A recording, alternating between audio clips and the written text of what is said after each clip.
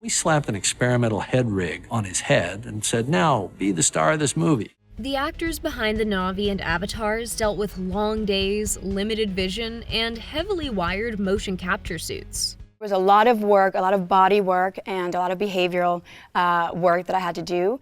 Long before filming started, the cast were brought into the studio for a long and tiresome, full-body casting experience. In order to make these life-sized models, the actors had to sit with restrictive plastic wrap all over their face while layers of plaster cast were applied, all while unable to see, smell, or breathe very well. And this was just the beginning of the process.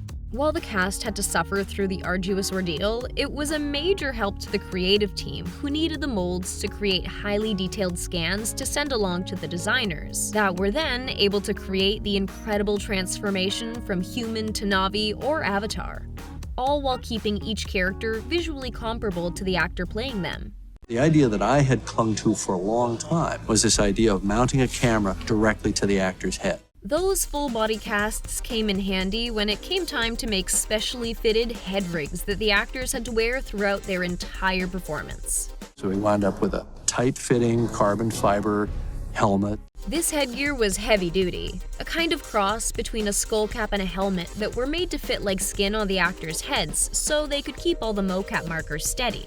These caps weren't easy to wear since they had all sorts of gear attached, like wires, cat-like ears, and even motion capture-ready hair. Not to mention the carbon fiber arm with a tiny but powerful camera on the end of it that reached around to the front of the actor's face. While the addition of the camera was necessary to capture the nuances of the performer's facial movements and expressions, it could make actually performing challenging, as a camera in front of the face could obstruct views and get in the performer's way.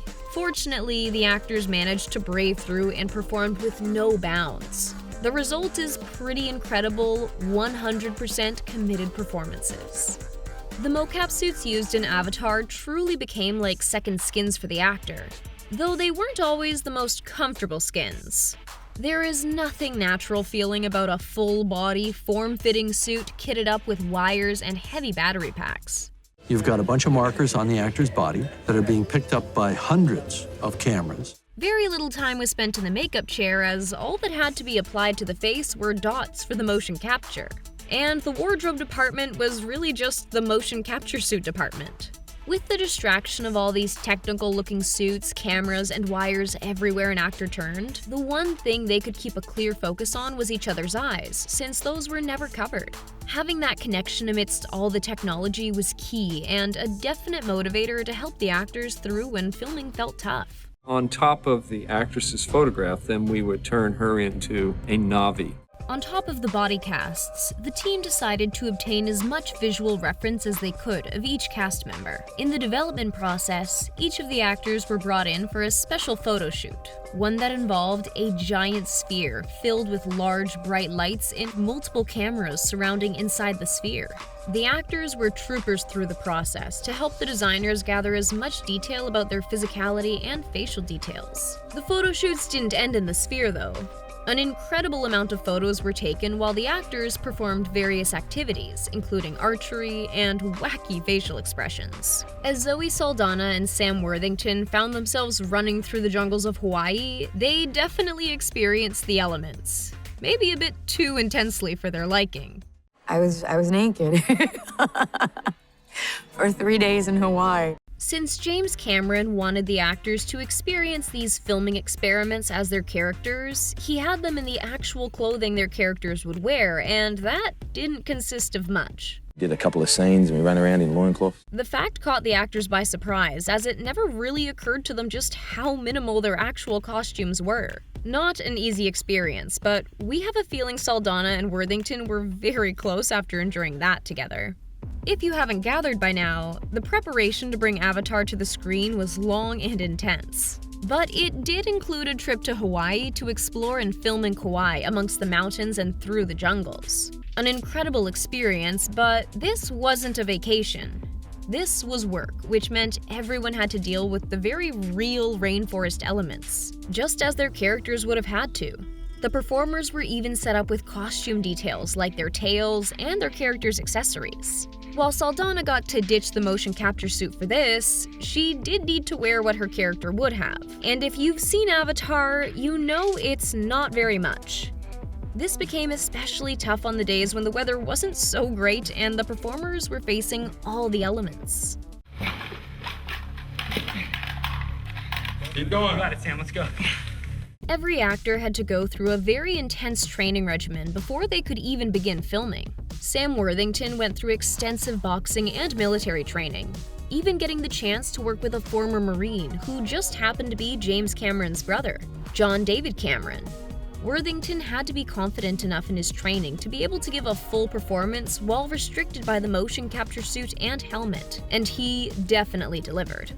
Zoe Saldana pretty much became an expert at performing highly demanding physical activities while wearing her full-body performance suit, long hair on the cap included. The actress had to learn how to shoot a bow and arrow both the human way and the Na'vi way, left-handed and with their hands reversed.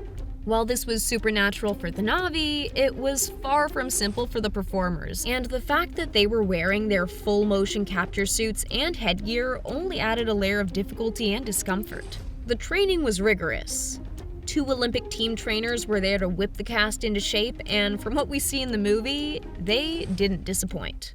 I had to take everything I learned in training and apply it to my first day. Laz Alonso, aka Sute, trained so much that he was able to ride a horse with speed and jump off, all while looking graceful. This was vital since he really was riding a horse when filming, and while in his wire and battery pack covered suit. These feats weren't just difficult, but dangerous as well. Wearing the headgear meant the performer's view could be obstructed by the camera in front, which is the last thing a person would want riding a horse. The high-tech suits also spent some time climbing up a model built in the studio to represent the beanstalk. The performers were attached to wires with heavy sandbags at the ends, enabling the actors to speedily scale their way up, translating to the animalistic, otherworldly movement we see on screen. As for the scenes when the characters are soaring through the air, When you see them flying these things, they're working hard. are we surprised? The day after filming these rigorous scenes was always a tough one and left the actors physically exhausted, not to mention overwhelmed by their second skin suits. As for the large group scenes, Terry Notary was brought in to lead the actors through movement workshops and training, a rigorous process that was key for the success of the film. Hours were spent becoming fluent in the Na'vi physicality so they could all suit up and perform massive dances like this. Just seeing all the tech the performers had to wear is overwhelming. Avatar is a feast for the eyes and truly a triumph for filmmaking. These actors were nothing short of brilliant to endure all they did bringing their characters to the screen. While it wasn't under ideal circumstances, it seems like the Hawaii research trip was pretty incredible.